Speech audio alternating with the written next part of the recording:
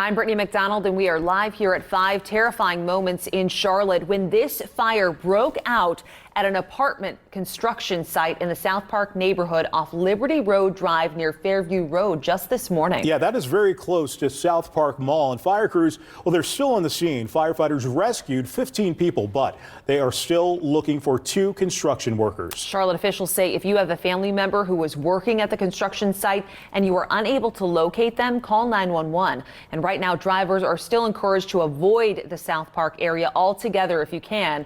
Fairview Road is closed in both directions between Tyvola Road and Sharon Road, and it is expected to remain closed into later tonight. And Jordan, let's begin with you. You've been following this all day, so what can you tell us right now? Now we want to check in with our Spectrum News 1 anchor, Rob Wu. Yeah, he joins us now in studio. Rob, you have been on air all day, and you've also been tracking what people have been saying and sharing with us on social media. So what have you found? Right now, the cause of the fire is still under investigation as well. We will continue to cover this major story and bring you any updates right here on Spectrum News 1. You can also keep track with our Spectrum News app. Finally, Claudine, getting answers to what actually happened on that horribly tragic day. So let me try to walk you through it all. It all started just after 5 o'clock last Thursday, a week ago. 911 calls came pouring in, reporting multiple shots fired near the golf course in the Hedingham neighborhood with victims.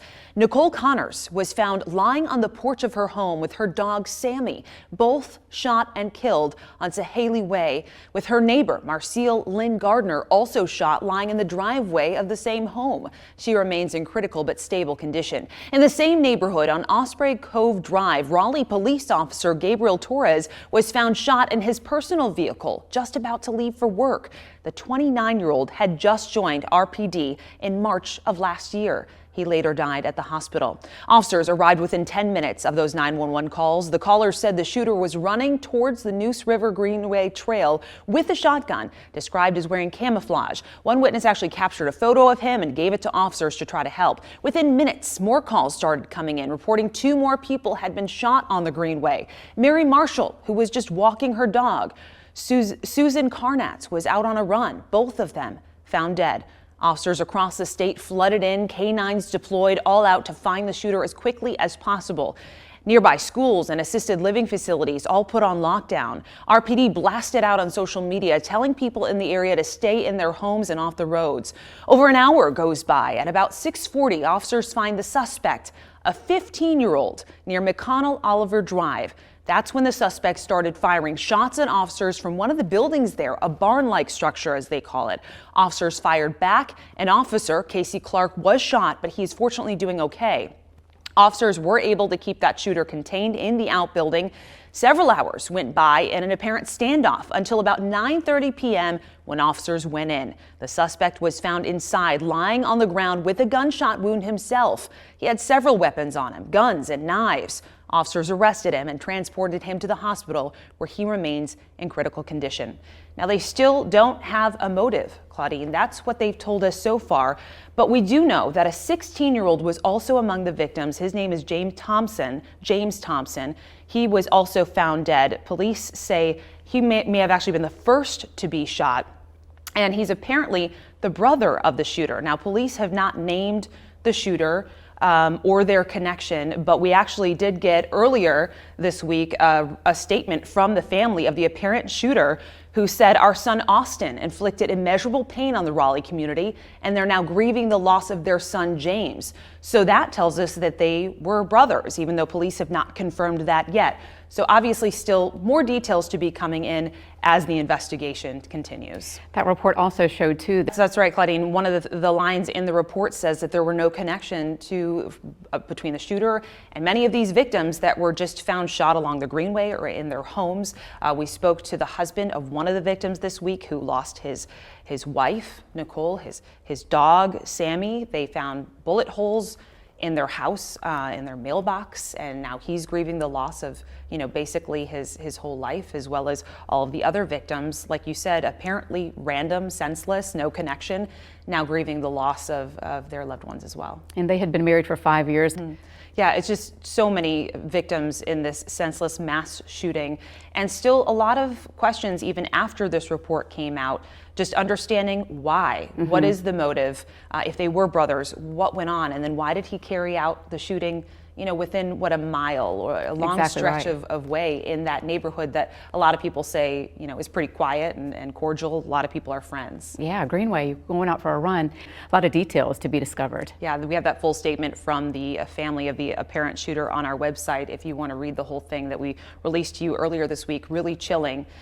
They're also grieving the loss of their 16-year-old. Live here at 11:18, and Governor Cooper just wrapped up a news conference on the budget. He said it would include investments in early childhood education and pay raises for teachers by 18% over the next 2 years, with, he said, about 5,000 vacancies across the state, and more money to get more bus drivers on board as well. It also includes pay raises for state employees and law enforcement.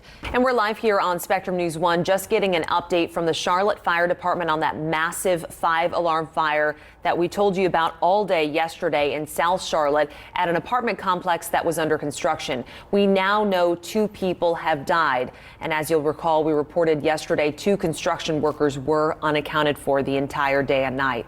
And officials say it was accidental starting in a spray insulation foam trailer.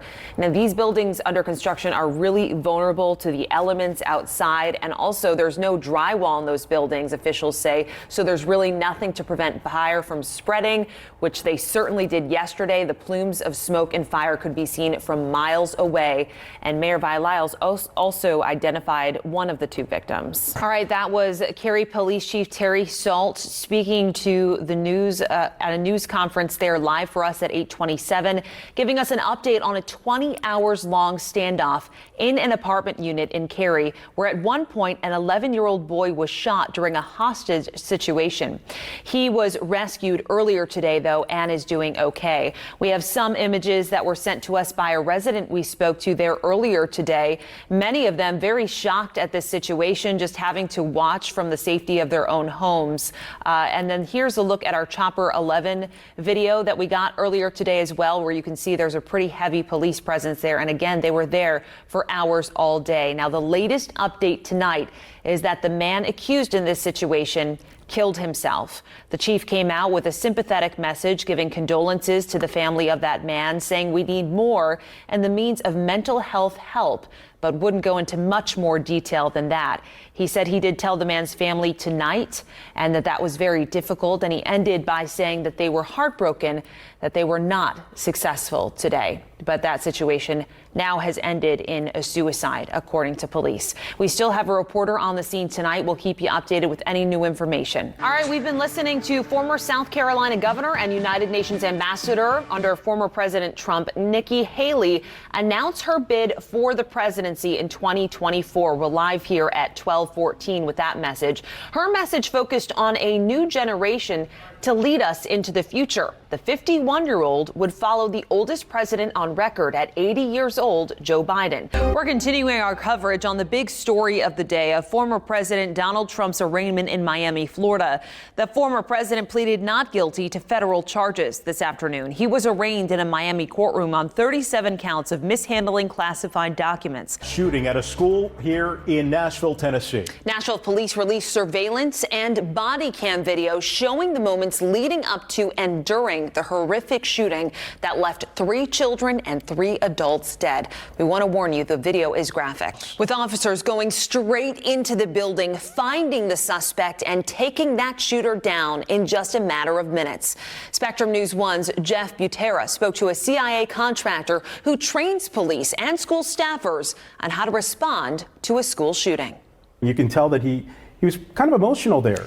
He was, and speaking to him just shortly after learning of her passing, and you could tell that he was really choked up, especially after experiencing something so personal as a birthday and how lively she was just a few years ago, or really even just a few days ago. So it's been really impactful hearing from even local perspectives of how she impacted their lives. What an amazing woman, the duty that he talked about that she took so seriously, but also it sounded like she was pretty fun and had a good sense of humor too. Love those corgis too. Those corgis, oh my gosh.